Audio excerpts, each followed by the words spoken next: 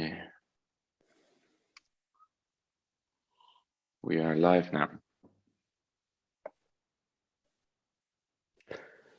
Good, great, we are on. A big hello and good evening to everyone who's watching us from the Technical University in Dresden, but also hopefully lots of other people from elsewhere. This is the right spot to watch Svobodová Blaha's lecture tonight. So a warm welcome also to you. And thanks a lot for joining us tonight, Anna Svobodová and Andrzej Blaha. My name is Bernd Schmutz, and I'm running the studio Palais Hilton at Technical University in Dresden together with Thomas Buck, who's also here with us. And maybe just briefly a few words for the context of the studio and this lecture series, which is the start of a mini series of 3 lectures where we will show positions from outside of Germany around the topic of transformation and Umbau. So we start with Svobodová Blaha from Prague, and in January we will continue, for example, with Agua from Brussels. And Dresden is a city that has been transformed very heavily, much of it under tragic loss, some of it under the constant renewal that many other cities are part of. But the center of Dresden is very much at the heart of a heated and confrontational debate because it's a bit torn between reconstruction and modernism. And I think we are using our position as guests, as guest professorship of our studio, to step into that discussion sideways. So we think there's a vacuum that one can use with potential, and we're trying to speculate how new programs, but also new architectures, can unfold in the city center of Dresden. And of course, that has to do with sustainability issues, but also we think that the transformation of an existing building allows us to broaden and unfold a wider perspective on which architectures are possible in the center, and especially in Dresden. And that's why we have scanned the city, and we have picked the Hilton Hotel as our target and as our site for the unit, which we want to transform gradually in parts or as a whole into something new that has collective and shared qualities between public and private places. So it's a new palace for the city that Dresden already has plenty of.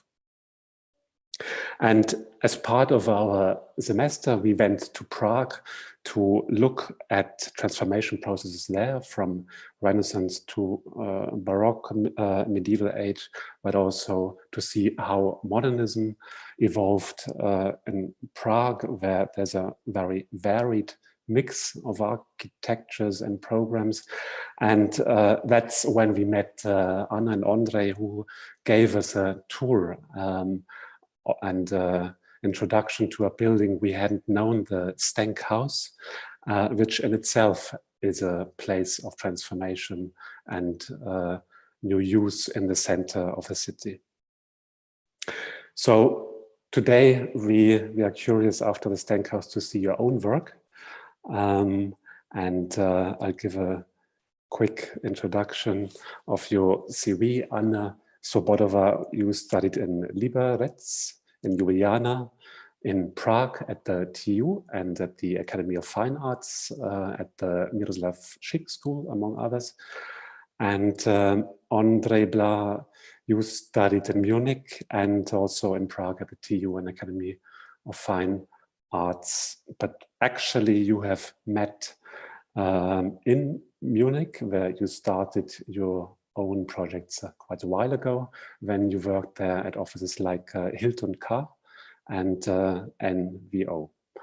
And since then, you have already established a remarkable and very broad body of work of public buildings, but also private buildings, many of them in the context of transformation. And what is interesting, of course, is that you have also been teaching at the Technical University in Munich as guest professors following Almanai Fischer's invitation to join their unit for the bachelor degree course. So I'm now slowly handing over to you, and just one other remark for the audience. If there are any questions which we want to gather later for the end of the lecture for a debate, then please take a note and type them into the YouTube comment line. So thanks, Anna and Andre, for joining us. It's now all with you to take over. Thank you. Thank you, Bernd, very much for the introduction. Thank you both for inviting us and having us tonight. We will share our screen, just not in, if that works. Can you see our screen now?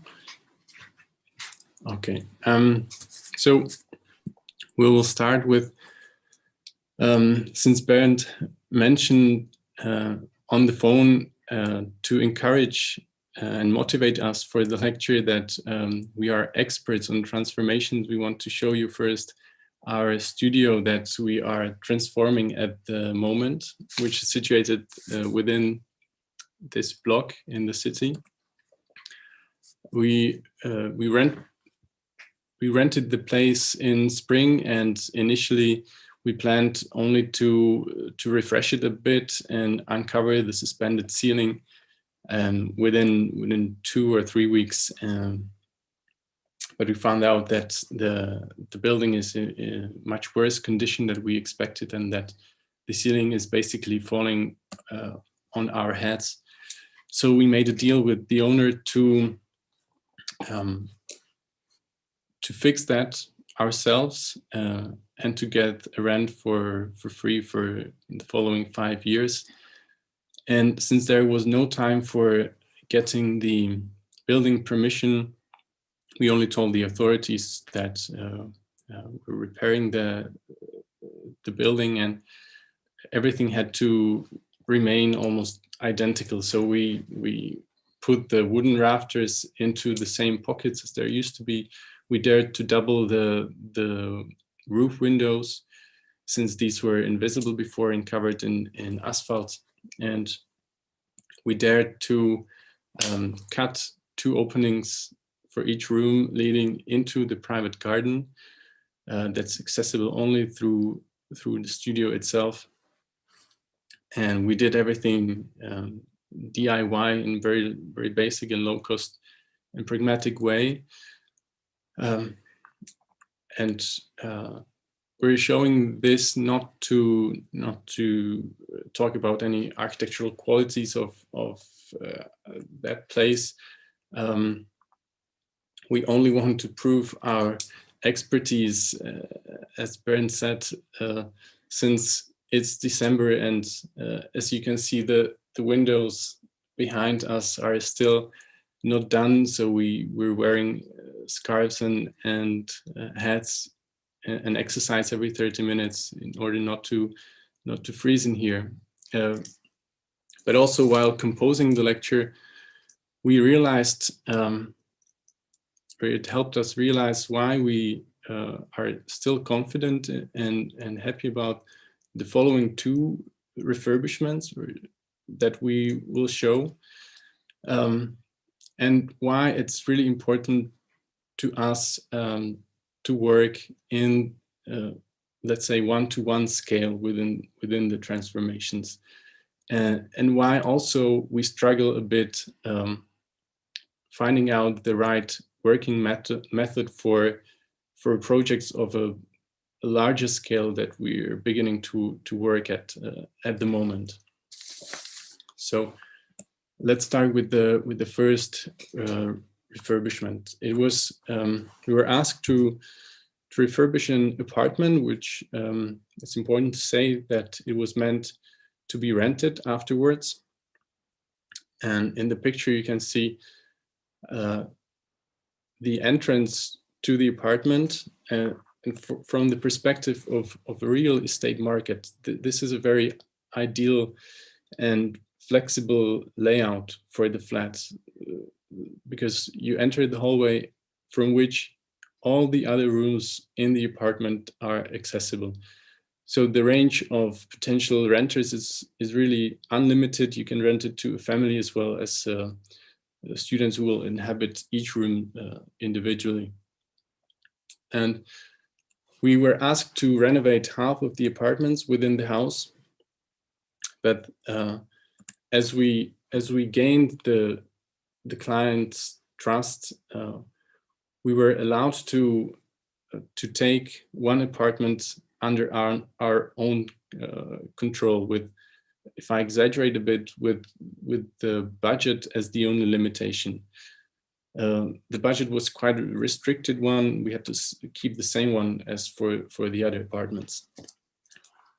And so we got into quite a special or unique conditions, since the other 3 apartments were running. The building site was already running, and we started to make changes and we started to realize what was previously unknown to us.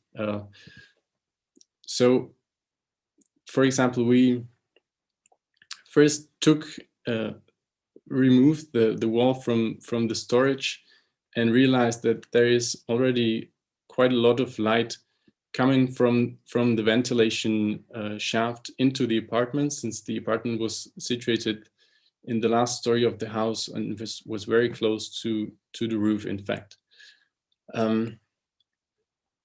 So we were able to add one more room for the apartment into the middle, and also, as you can see, the green flooring in the foreground of the picture, that was previously unknown to us. This is we found out that it's possible to recover the very beautiful terrazzo flooring. Sorry. Pardon, teď nemůžeme. Teď nemůžeme. Máme online přednášku, pardon. I'm sorry. So we want to just, that's where we come back to why we were showing our own studio. We got to the conditions of being able to work in 1:1 scale suddenly. And this is something that we realized that you can only take the right decisions when you know all the conditions which you never can know in advance during the transformation. So of course we ended up with no load-bearing walls standing, and this is something you can't really afford while or usually during a standard process. There is no time or room to stop the progress of the building or executing the design. But since the building company was always working on the other 3 apartments, we had the luxury to do that. So we started to spend a lot of time on the building site and actually design the apartment during the site visits. As you can see, we compressed all the necessary service rooms into one point as space efficiently as possible to free the rest of the apartment. This was also a point where we got to know the particular people and craftsmen who were present on the site. And that's the second thing we want to speculate on. That this is the point where we really got to know or got familiar with their skills as well as their limitations. And this was only the moment where we could take the right decisions on the following steps. So we even deny our own authorship on some details within the apartment, and we, based on this experience, we try to in the following projects, we try to always find a room for these irregularities or mistakes to happen, and to, it's, I mean, you can never, it's very difficult to prepare, especially the client, that this is going to happen. You can't tell that there are moments that you're not sure of yet. The design is usually to be executed as planned. And we think if we look at the final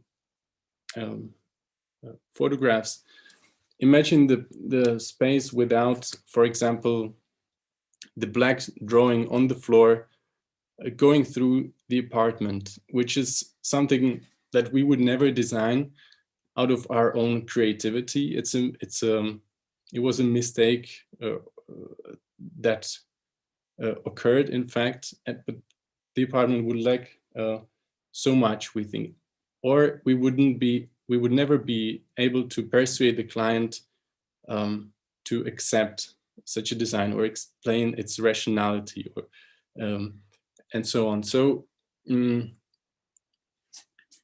the end, only we drew this plan with all the flooring visible to see what would it look like if we were to design using our most favorite tool, which is a floor plan. And in fact, we were quite anxious about who is going to rent the apartment, because again, in the perspective of a real estate market, we created a one-room studio with over 60 square meters. We were confident that we added one room, in fact, to the central part, which is spacious and light enough to be considered a room. But since this was also a small city, not the apartment is not situated in Prague, we were quite anxious about that. We only later found out it was rented out quite fast, and that a tattoo artist who, in fact, is a schoolmate of ours, that she tattoos similar clouds as we drew on the ceiling in the central room on the people's arms, and they admitted they were inspired by that, and even cut the carpet in a very similar shape, and are using it in the apartment. So now we will yeah, jump into our second refurbishment. We were asked to renovate one story of a family villa, and the biggest requirement was to achieve a certain privacy for the owner of the story. Another requirement was also, if possible, to introduce a second bathroom. At the end, we tackle both of these requirements, plus we set in a hidden closet, let's say. You can see the final floor plan. And now I'll explain the division in a staircase hall. We knew that we have to keep the generosity and also dignity with such a spacious staircase hall. So we inserted rather object than a furniture or a division in a room. And we were especially inspired by the beams, by the ceiling beams, which we reflect, or we can see them through the glass, which even enhances the spacious quality rather than make it not that visible. We call it object because we think it's many things. It's not just a division, but it's also an entrance. It's a, as you can see, it's a closet. It's also a closet for shoes, but it's also a display for the sculptures which the investor put on top.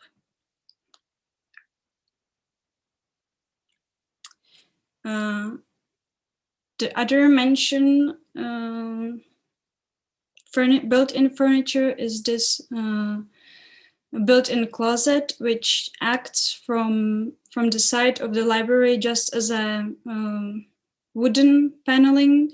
But when you walk through these two doors, you enter one big or two small closets, which we kind of enjoyed because the investor insisted a lot on having a big closet for clothes. But when you are in the apartment, you almost feel like there are no storages. And as we like to adapt to things which are already existing, so this time we adapt to these wooden drawers. And then there's the third, but maybe the biggest intervention which we did, which is the second bathroom, which is connected to the bedroom. In order to do that, we had to break through the main load-bearing wall, which you can see. We also had to deal with the vaulted ceiling, which you cannot see now anymore. And then also we had to deal with the split level, because in this case, the room behind is in a semi-level. What we have to admit is this is again something what we wouldn't dare to propose. The person who proposed it is I don't know if the English translation is good, something like a construction inspector, or the person who take care of the technological aspect. Which brings us again how important is to have a dialogue and listen and have engaged professions and craftsmen. But not every time the craftsmen are willing to take the risk. For example, here we had to try to be a stonemason for a day because we wanted to achieve this really rough edge on the stone slab, which you're achieving by hitting the stone. That also means that you take a risk that the slab can break.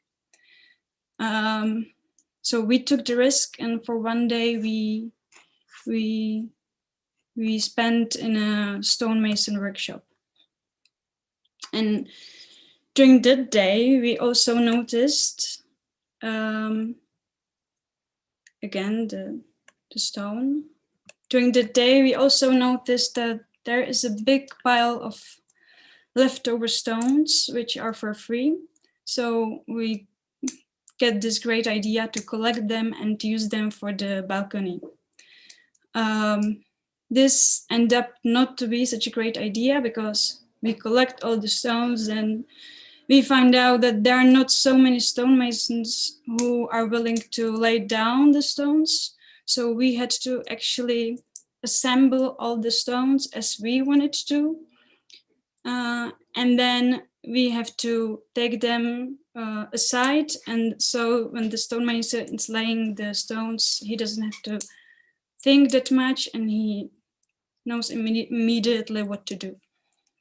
Also money-wise, it wasn't such a great idea because at the end, the cost of the stonemason to lay these stones down, even though the stones are for free, was the same as we would design the floor out of stone made from big pieces, which would cover the cost of the stone and the stonemason as well.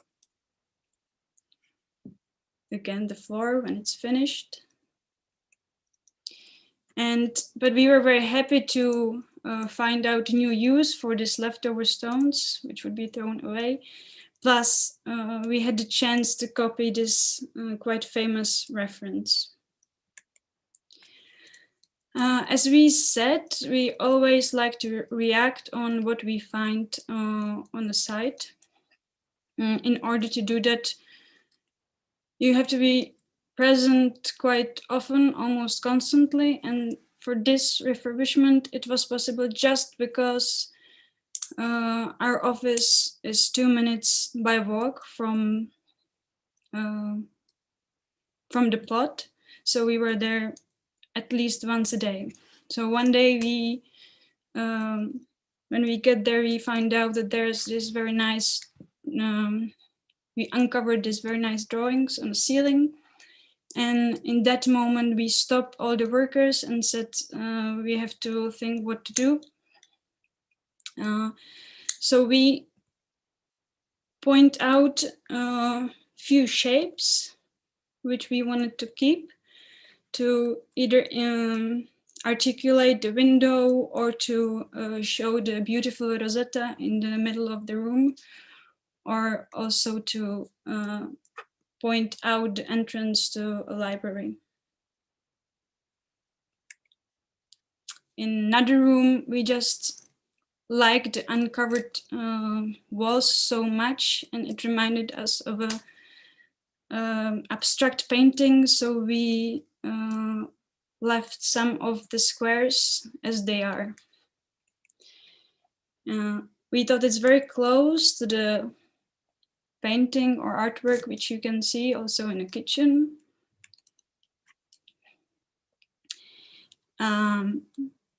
Here you can see the second bathroom, and I think here I'll jump back into the furniture.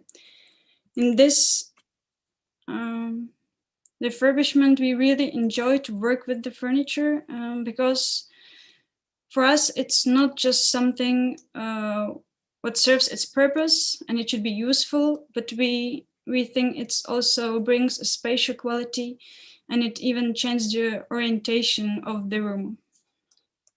And sometimes even for us, it's even like a sculpture. Yeah.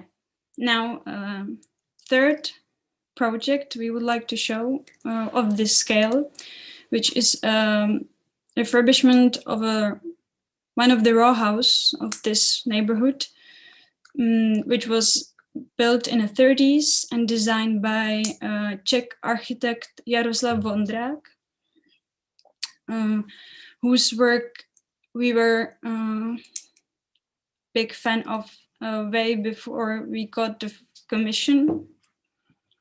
He designed some of the apartment buildings and villas, also close to in the same district as our plot is. And now back to our row house. For Vondrák, it's very important to work with the bricks. And in this case, the green color was also very important. So we reacted to both of them. The investor mainly wanted to review or change the floor plans in each floor, and also to design a new winter garden where she would spend some time almost like outside, but still be a bit disconnected from the neighbors. Again, we again react on the green color and also to the color of the brick. We knew that the triangle above the entrance is very important. And so we put our access to the winter garden on access to the triangle, and the whole shape of the winter garden is kind of inspired by this triangle. We also knew that we have to keep this brick cornice.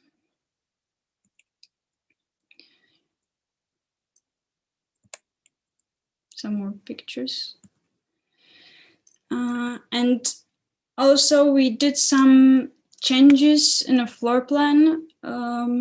So we connected the kitchen with the living room, and we really enlarged the kitchen because we connected more with the staircase hall.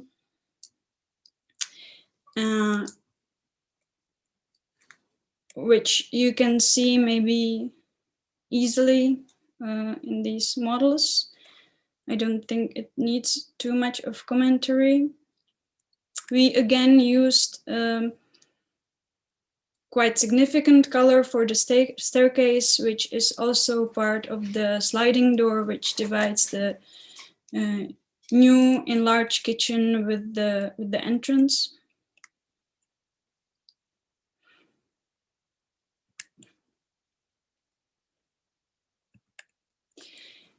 We did a few versions because we weren't sure whether the winter garden or the extension would be allowed. After talking with the neighbors, we even discussed what if the kitchen would be part of the extension and so on. But to admit, at the end, we didn't really got the commission. After reflecting back, we think we've been too much in dialogue with Von Draak, but not too much with the client, I guess.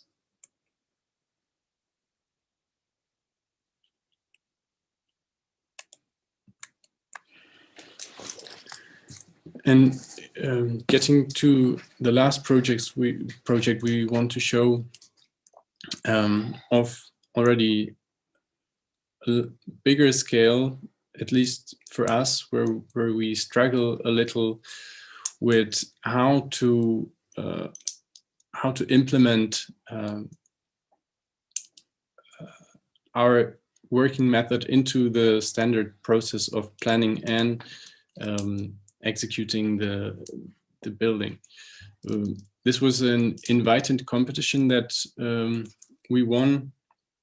The task was to renovate the complex of the 3 buildings. It consists of, on the right side, a former hotel, which was built close to the tracks, that at the moment serves as a local pub and apartments in the first floor that the village rents. And there's a little addition built in front of the object that serves as an entrance for the apartments in the first floor.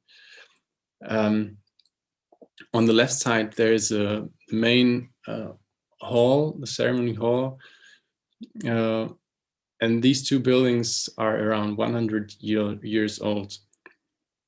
In the middle, they share an extension that was built in the 60s that includes all the necessary facilities such as toilets, cloakrooms, storages, etc. The task was to focus on the ceremony hall, or the multi-purpose hall. They also use it for sports or weddings and a yearly festival. And the middle part, it provides all the service rooms. The hotel will be part of a renovation only after the first phase is done. This is to illustrate how colorful it is when the local festival takes place. There is a really strong tradition within the region. And as you can see, we came to a conclusion that the extension in the middle is it's impossible to adapt it to meet today's standards and needs, and to provide ceremonial and nice rooms and spaces and nice entrance. So we removed that and instead proposed a new solitaire that again contains of all the compressed rooms that are needed to run the facility, such as again toilets, kitchen, bar, cloakroom, and storages. We extended the already existing openings, especially into the main hall, to interconnect between the new foyer, the entrance, the in-between space, and also the courtyard, so the exterior space. We added what we call a ribbon, which was inspired by,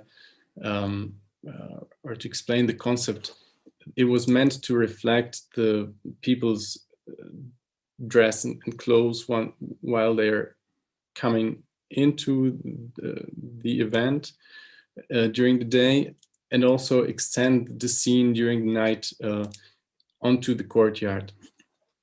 It also serves as a support for the new roofing that we put in front of the pub so that it can also extend outside. And on the other end, it penetrates into the main hall, serving as a support for the balcony. The rhythm comes out of the need to enhance the atmosphere in between or close to the tracks and wooden vertical fences around the site, and also the ribbon or the facade serves as a support for the new roofing, which has a quite large overhang to also to somehow take the courtyard into account to provide shelter during bad weather or sunny days. As you can see from the exterior, the ambition was to seamlessly connect all objects into one ensemble to enhance the public and community feeling, enhance the feeling of this being a public courtyard and entrance. As you can see, we removed the entrances into the apartments. And on the other hand, the opposite facade facing the street serves as supply entrances or entrances where the band comes and where the goods are supplied into the kitchen and bar, and as an entrance via the roof into the apartments in the first floor. Then, contradictory to the feeling that you get from the outside, the middle part, that the stone represented the new addition as a solitaire. Inside, it really acts as one. It's not touching the existing objects at any point. It's keeping its distance, and we find it quite entertaining. And the outline of the object, that's why we also call it a stone. It's a bit crooked. We're remaining very rational inside, but the outline serves at some points we're trying to provide more space where there is needed. So for example, here where the kitchen is situated, we can form 2 rows for drinks and meals, and then the corridor gets as narrow as possible to 1.5 meters to kind of disconnect and create privacy, to get wider again for to create a spacious entrance in front of the toilets. Imagine you're on a ball and you want to check your dress or adjust the tie. We try to create an adequate space and create something more out of the in-between space than a corridor would be. And back to the contradictory approach. Here you can see on the right side, that's the new part. It's reflecting the existing object, which is a bit banal, but we think it's nice that for the first time you can understand that this is the old facade of the main hall, and you can kind of walk through it in and out of the main hall on the left. This is where it gets narrow and then wide again. But also this moment later shows that both parts, you can't take them apart. The support penetrates into the main hall and is supporting the enlarged existing opening. So they become one in the end. So this is what we find contradictory, and where we think there is a certain tension that we like about the design. This is a moment where the ribbon comes into the main hall again, which in the floor plan creates a moment where within an opening another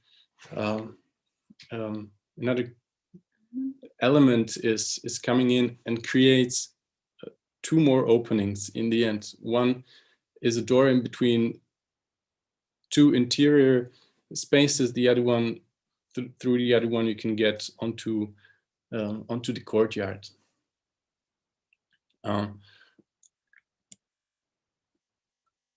Oops. And now getting to the main hall finally, this is what it looks like at the moment. There's a flat suspended ceiling.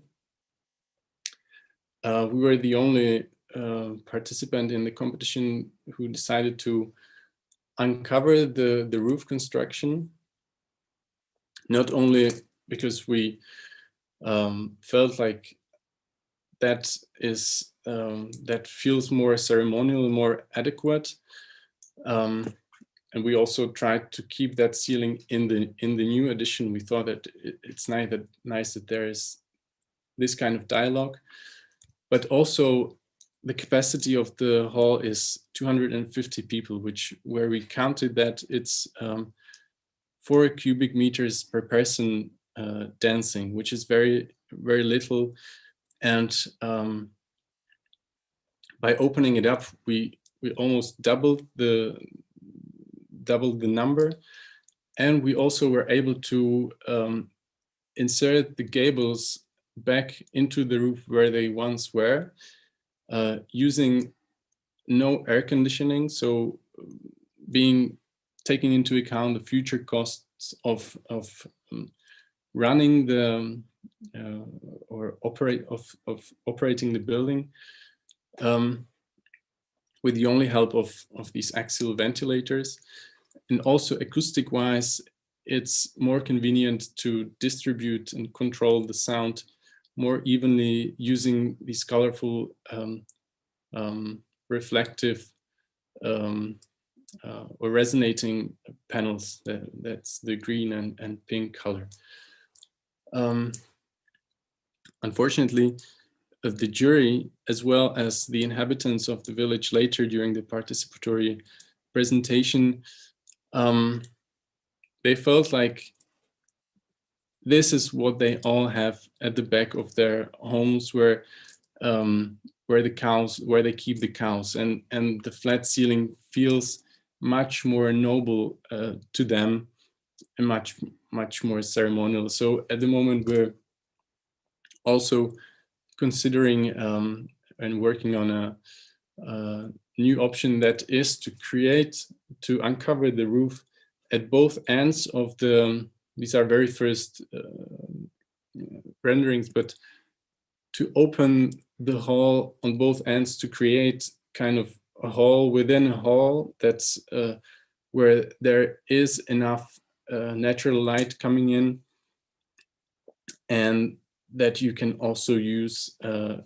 separately. You can divide the podium and use it as a small hall for various uses, and you don't have to heat up the whole room. So it also has certain benefits. So that's the current state. And in fact, we got to the end. That's no more slides. Thank you very much for listening. Thank you for your attention.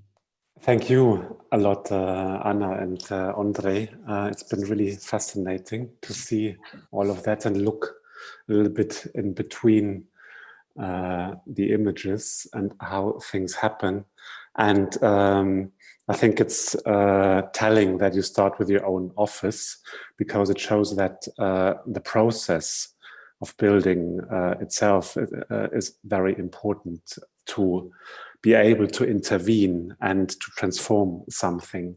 And I think a quality that I really like in your work is that things are not so definite and they're open-ended, and that any conflict, if it's a flat ceiling or an open ceiling, is something that you seem to embrace. But at the end, it's maybe it's a series of decisions, and some people have taken some, and you do others, and it all adds up. But I think that as an architect, that requires a certain tolerance, and because it's still the convention for architects that they often do a tabula rasa, so they wipe away what is there and the conditions or the decisions that have already been taken, and they try to find the perfect solution for a brief program and for a specific site. And you seem to have a much looser idea of that. And in that context, yeah, Andre, you said at the beginning, in the first flat conversion, you denied your own authorship.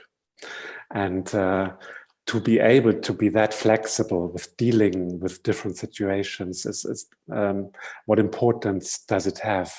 Some sort of handwriting, and or is that something you try to establish some themes, or is it that you try to break out from patterns to be flexible in your thinking?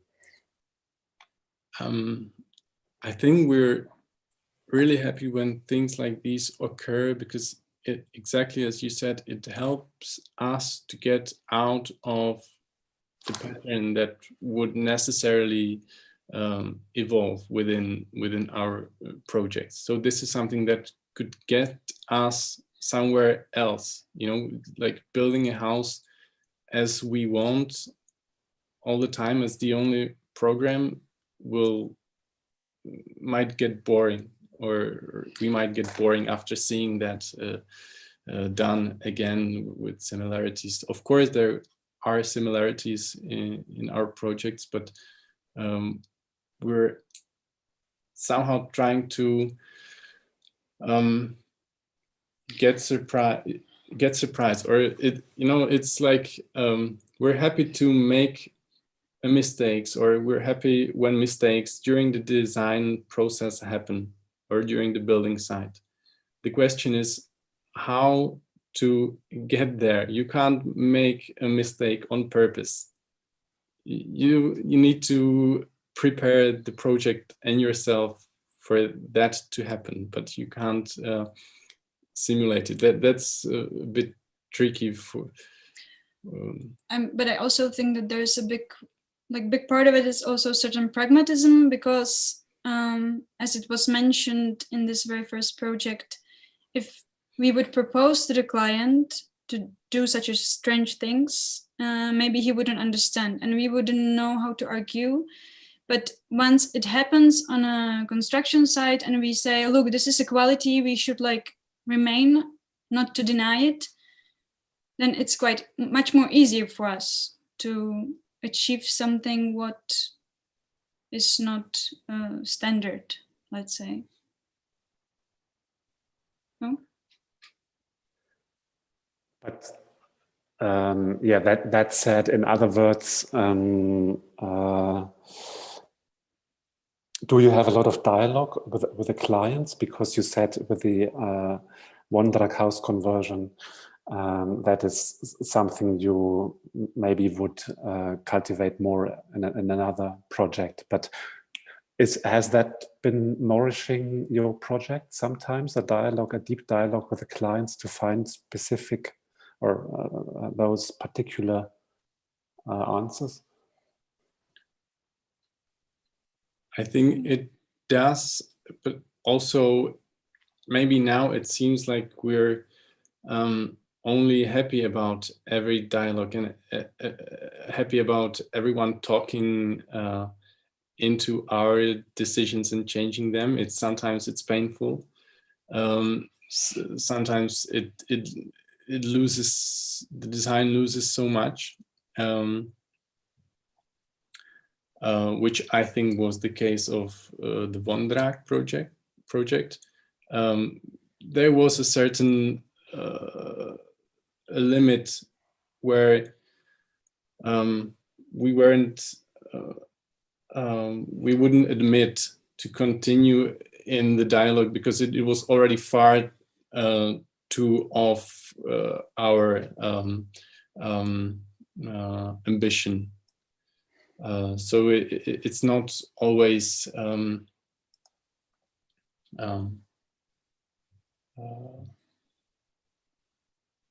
I think in this case of Wondrack, we really gain a certain confidence, which we thought we have, but so maybe we focus too much on architecture and not too much on this dialogue with the client, to be honest. But otherwise, the very first two projects, I think the client was very much involved in the process. Yeah, the thing is also what is painful, that to get into dialogue, it requires with the client, with anyone, it requires a lot of energy and effort from your side. And the beginnings usually are where there's most struggle, because you didn't gain the trust yet of the client. At the end of the projects that we, that I think we could say that the projects that we finished, at the end, the trust and the relationship between us and the client was quite far. The discussion got very interesting. You didn't need to spend so much energy anymore to discuss and decide on all the steps you take. And so, for example, if I imagine that we're starting another project with one of our clients from before, that would be something fantastic for me, because it would be completely different start. So, but also you can't. I think we cultivate the dialogue as a skill that we need to have. You need to understand proportion. You need other skills, but you need to be able to be in a dialogue with the client. I think is the same skill that we want to keep and cultivate. And we were also very lucky so far for the clients. I think it's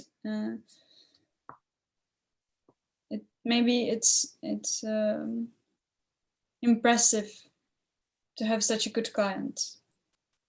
That's good to hear, because for me the work shows a certain tolerance of multiple readings of things, of furniture becoming wall and space, and some things are not clear, which is a quality, and I think that requires a tolerance from in the design process, but also from both parties, the architect and the client, to be able to connect things, because that's very much what you're doing. Your architecture is made from parts, and that's why the negotiation process for making those connections is important. Yeah, I think that's true, that these furniture / objects could also be called hybrids, and a hybrid is a result of a discussion that you have with the client. You realize that what the client describes is completely new thing that doesn't exist. It's that's what's funny about that. I think, yeah. And I think what was also helpful is that the investor of the second project, he's a screenwriter. Is it correct? He's a screenwriter. So, and he's the same age as we are. So for him, somehow some abstract words which we use when we describe architecture, even though he wasn't sure what does it mean in architecture, he kind of know what does it mean in his screenwriting, for example, like concept. You know, yeah, the tools were similar. Yeah, that he uses to compose a play, that the tools we use to compose a piece of furniture architecture. Thomas, are there questions from the audience? Yes, you? I do have a question from the audience, and this is actually in regards to your first comment, Bernd, about the project having a certain openness. And the question is, do you believe in this as a concept? Or in other words, do you believe that your project or any alteration project can or actually will be changed again in the future? And do you mind losing any notion of authorship when the project reaches a stage where everything might have been changed and transformed again? Never happened to us. but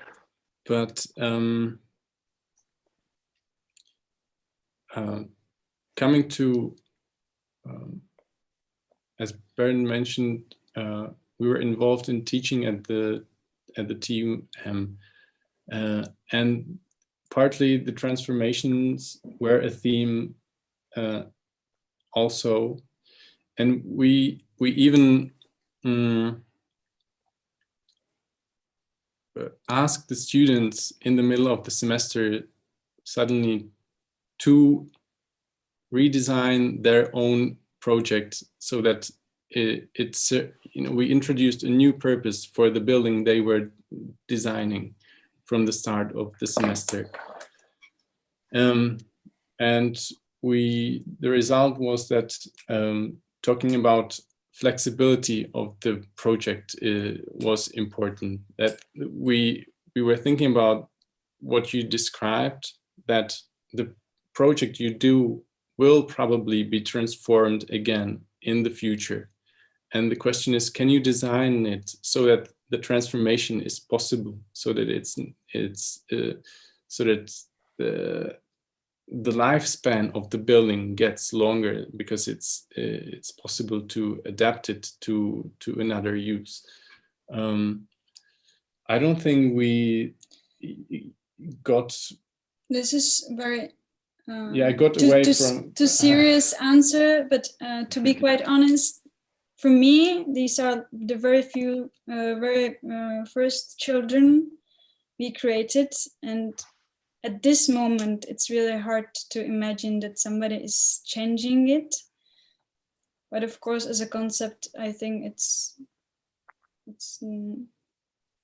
possible, or it will happen, I'll be happy if it's even enhances or the existing thing. And then maybe in connection to that question, and to kind of slightly humanize buildings, the transformation or the buildings you have transformed so far, did you have the feeling that they wanted to be transformed, or that they were kind of fighting your transformation? You know, like in regards to the question we just had about whether a design can already anticipate a future transformation. I think for the very first project, the apartment, I don't think we had any mercy with existing, because it's not really something that special. But for the second project, the apartment in this villa, I think there we try to be really gentle. So all the divisions, except for the break through the wall, that's true. Everything could be removed or changed. So, and it also has the connection because we don't know. Right now, the villa is inhabited by the family, you know, just like the son wants to be separated from his mother, let's say, and who knows? And I expect that one day, one full family would live in a house, so the changes will happen. Yeah, it seems, from my point of view, it's a complement if this and the question before arise, because there are architectures which are not easy to change. And I think with yours, it would be more fun to change it and to let it grow and to be another moment in this process of interventions. And I think that's not so easy with other architectures. And people like the Smithsons, they cultivated also that about changing the art of inhabitation and anticipating change. And your architecture which is made from parts, doesn't seem to be hermetic. And I assume that's not a quality that you embrace. Yeah, definitely. Yeah. I think even as Anna said, within the first project, it wasn't an outstanding building itself. We didn't have to be cautious about ruining anything. But even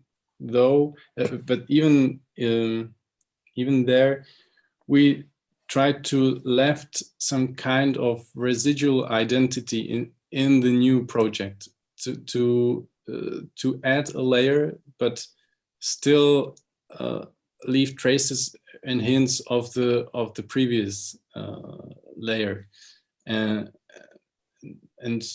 I think we never tried to so that our layer is so ambitious that covers everything, and that's the new thing. We always try to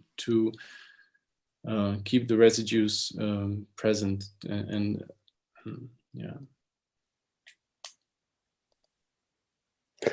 And I mean, these processes of transformation require complex thinking, and maybe you can explain how that evolves in the office, because our and maybe other students are watching, and since we're working on transformation and the mechanisms for it, one can cultivate, like dialogue or looking closely, or yeah, working with what is there, so that there's an attitude. But what is it in a daily process in the office? How do you work to unfold the architecture? Is it a long process and with models, or just how, yeah, do you cultivate that in the office? I think what helped to these two projects so far is that we are the only two architects, or we are just like working together, and everything what's happening is result of dialogue between two of us. And I think we know each other for so long that we somehow already know what the other will think or say, or I don't know how to articulate it. Yeah, that's definitely one thing that we, as I said, we would deny our authorship on some things. We somehow already know, or the dialogue between us got very easy already. So that's, I think, one method, the fact that we're working together. So that's dialogue again. But it would be hard to have someone else in the office who you pay, and then you will tell him to work with accidents. It doesn't work that way. You have to somehow do it on your own. So when we were reviewing what we've done and preparing this lecture, we also mentioned that maybe in the future, if we will do bigger projects, things will get much more serious, because so far it wasn't really serious. Maybe we wouldn't be able to experiment that much. So maybe it's an end of a certain period of our work, or we wonder if we will be able to keep this attitude now on. Yeah, but there's also a thing that of course, we work with conventional methods. We build a lot of models. We collage things a lot. Like we do realistic collages of references and anything that we very, very fast put together using a collage. And that's nothing new, but I think we try to the same approach as we have during or as we maybe showed while showing you our projects, being open and fluid at the building site. That's the same way we would compose a model together. The same accidents can happen while assembling a model. And you only need to realize when this happens and where is the moment that something unexpected but beautiful or clever happened. So there is nothing like a secret method we would have. It's just about just about doing the thing. We just do our best, I guess. That's a lot. Or try to do our best. For example, the picture you used for the poster of this lecture, the facade of the house, we did I don't know, 40 of them, and they happened so fast. Within half a day in the office, we were just playing around and making screenshots every 2 minutes, and we can't say which one is the best, but we archived the thing, and again it's fluid, and we have once we progress in the design, we have we can come back to, or we already tried all the options within the facade, so we can come back to it and pick the best ones and combine them again.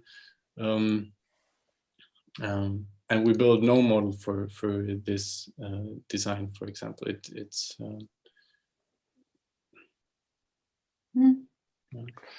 There's another question from the audience. The question is, to what extent do you try to recycle materials that are originally present on the site? And yeah, how do you edit that? How do you agree on that?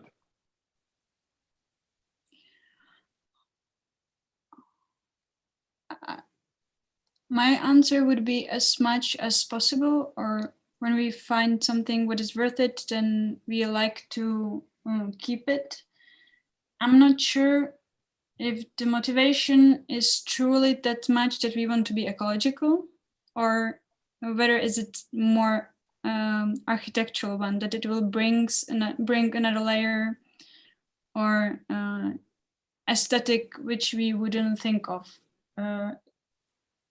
If I would be honest with myself, for me, that's the second thing. But of course, there is also this aspect that you... Yeah, I don't think that our architecture would be based on that, and also the being eco-friendly. We do not link that only to materials. We also try to come up with smart solutions that save energy in the end in a different way, but we're not we're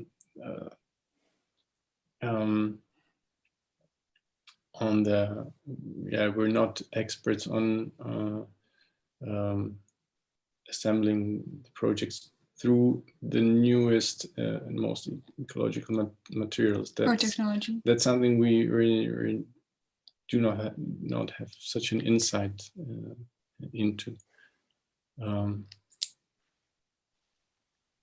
And maybe you could also, that'd be interesting for our students, I think, tell us a bit more about your kind of decision-making process. Because especially with the first apartment you showed us, you were telling us how you were sort of peeling back on the existing building and finding things and then reacting to them. And so a lot of architects think, and that's also what's being taught at a lot of architecture schools, that you basically design everything before, like the design is finished before you go on site, before you even start constructing something. And then, so when do you make design decisions? Do you do the peeling back with already a design idea in mind, or do you really do that first and then look at it and then react to it? I think quite often, once we enter the space, apartment or house, when the client is showing it to us for the first moment, we quite often ask if we can stay a bit longer, and we start right away. Like, we just throw the ideas and then we come back to the office and then we try to draw it. But I think we start right away, no? Because it's very effective in a way. Yeah, I think within this is the tricky thing about the transformation, especially of small scale projects that we did so far. You usually get the idea or a solution right away. 90% of cases, it's really obvious. The thing is, we learned or we find a way to assemble a progress of the building site and prepare the client to the fact that we don't want to drift too far away with the design, because we will, by developing it, we will base our decision on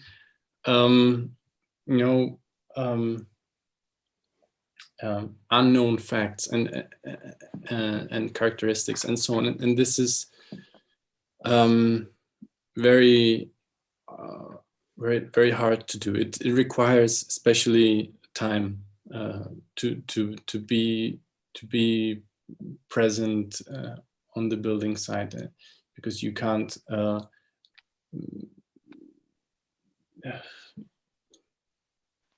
slow down the progress. And yeah.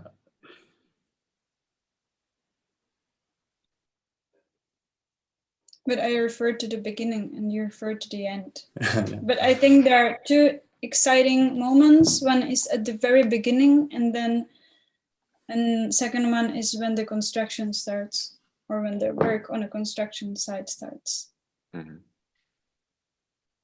Then we have the butterflies in our stomach. And then with those butterflies, do you still have appetite for changing things when things are on site? Yeah. No, like honestly, these are like really brutal moments. It's sometimes it's very stressful for when the construction site is running. And it's also very stressful for the construction company. We have to admit. Yeah. Sorry, what did you want to say? No, then that's true. Are there more questions from the audience? Not right now. Not right now. We wanted to have a question for your students if they recognize our reference, which we copied for the balcony. This is now a quiz.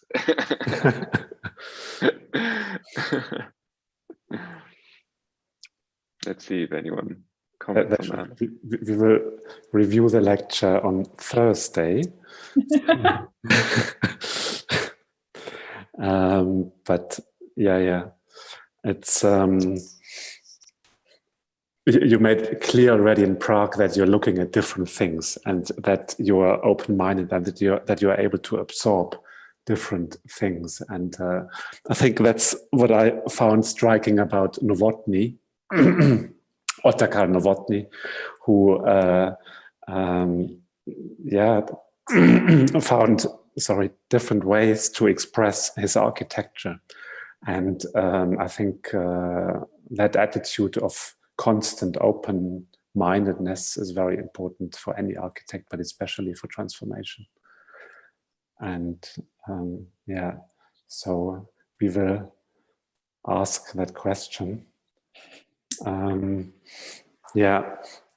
Otherwise, I have a last question, because for what you're doing, there's also a culture in Austria.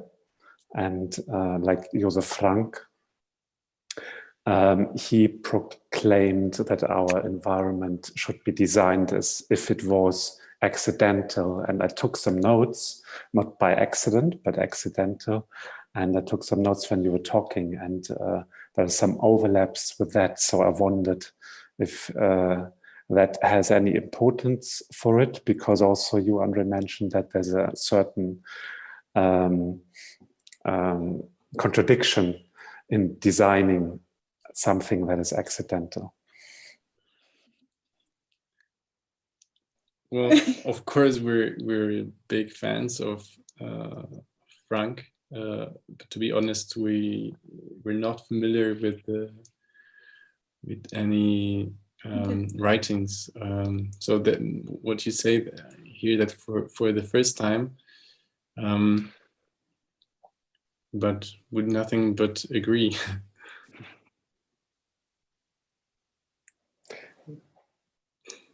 That's a good and positive ending. So maybe if you don't have anything else to add, then we close the lecture. Thomas, so Any last chance for questions? No? No. Good. Well then, yeah, thanks again. And thanks everyone for listening. We will be back on the 18th of January with Harold Fallon from Agua from Brussels, and we will continue our talk that you very nicely started today. Thanks. Thank you very much again for Thank you inviting so us. much. You. And we're looking forward for progress of your studio and the following lectures as well. Good. Good night. Thank you. Goodbye to everyone Good night. and stay healthy. Bye.